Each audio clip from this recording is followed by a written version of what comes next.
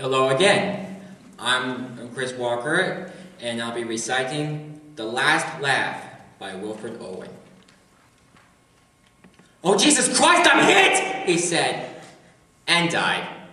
Whether he vainly cursed or prayed indeed, the bullets chirped in vain. Vain! Vain! Machine guns chuckled, ta-ta, ta-ta, and the big gun guffawed. Another sighed, "Oh, Mother! Mother! Dad!" Then smiled. At nothing. Childlike. Being dead. And the lofty shrapnel cloud leisurely gestured, "Fool!" And the falling splinters tittered. My loved one moaned. Love language seemed his mood, till, slowly lowered, his whole face kissed the mud! And the bayonet's long teeth grinned. Rabbles of shells hooted and groaned. And the gas hissed. Thank you.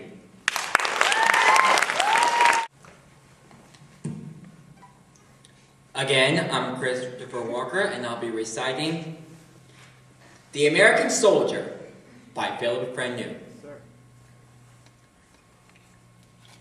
A picture from the life to serve with love, and shed your blood, approved may be above. But here below, example shew, 'tis dangerous to be good. Lord Oxford. Deep in a vale, a stranger, now to arms. Too poor the shining courts, too proud to beg. He who once warred on Saratoga's plains sits musing over his scars and one leg, remembering still the toil of former days. To other hands, he sees his earnings paid. They share the due reward. He feeds on praise. Lost in the abyss of want, misfortune's shade. Far, far from those where splendid tapers glare, 'tis his from dear bought peace, no wealth to win. Remove the like from courtly cringing squires, the great man's levy, and the proud man's grin. Sold are those arms, which once in Britain's blaze, when, flushed with conquest, to the charge they came. That power repelled, and freedom's fabric raised. She leaves her soldier, famine, and a name. Thank you.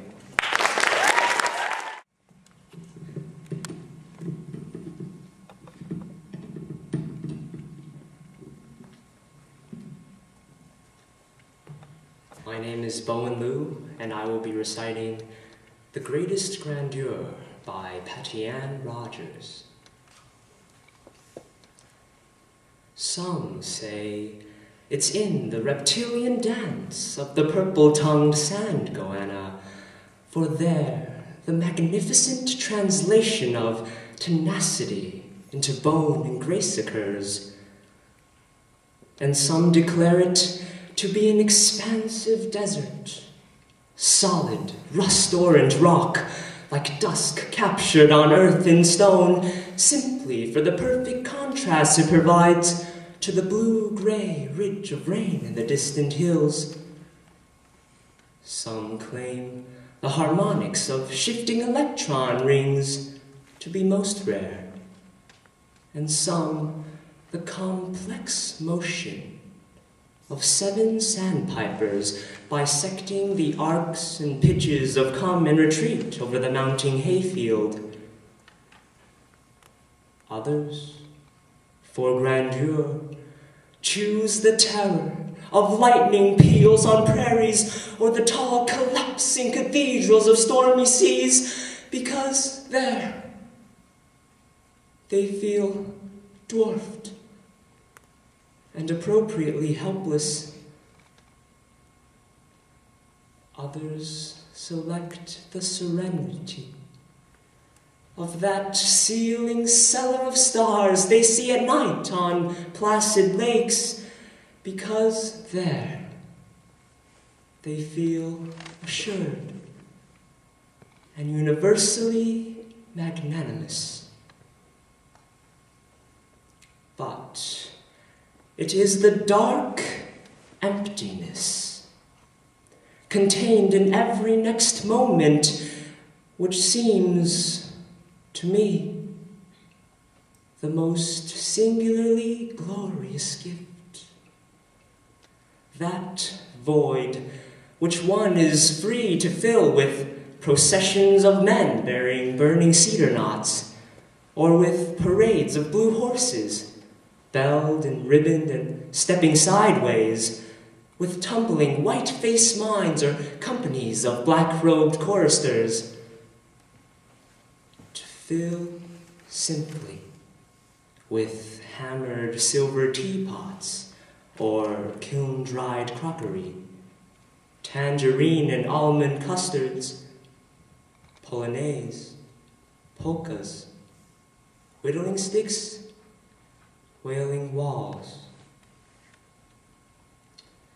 That space large enough to hold all invented blasphemies and pieties, 10,000 definitions of God, and more.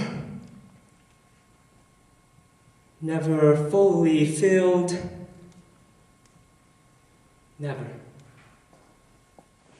Very long lines, and like what they said, you just move around the stage a bit. Well, of course, I don't know if there's similes in my voice, but I'm pretty sure it's really fun. I mean, of course, last year was my first time in acting. And of course, during my sophomore year, I was the first time in Poetry Out Loud. And of course, next year, I was doing very good with poetry. That I decided to do drama, and I had this voice in my mind say, "Go do drama, Chris!" And I was like, okay, I'll do it. And of course I did make my success, and with my comical acts, and it was like, oh my God, I just did it. And I will be reciting Snow Day by Billy Collins. Today we woke up to a revolution of snow, its white flag waving over everything. The landscape vanished, not a single mouse to punctuate the blankness.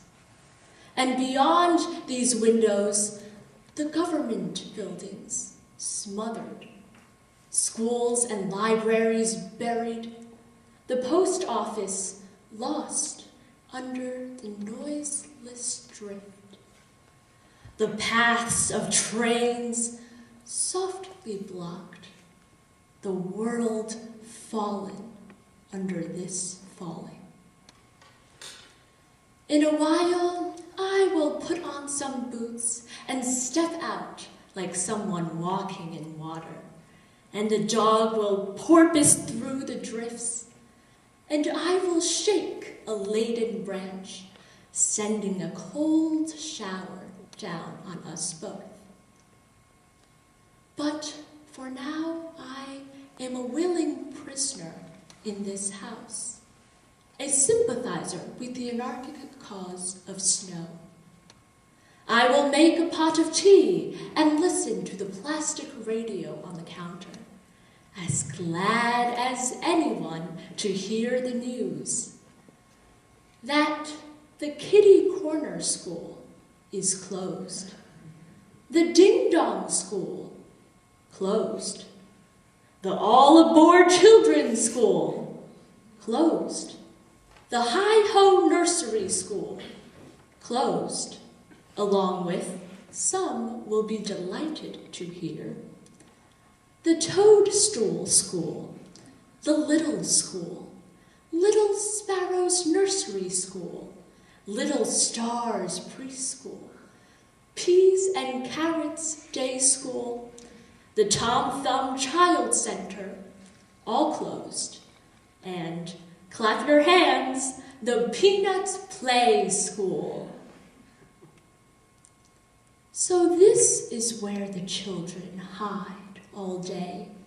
These are the nests where they letter and draw, where they put on their bright miniature jackets, all darting and climbing and sliding.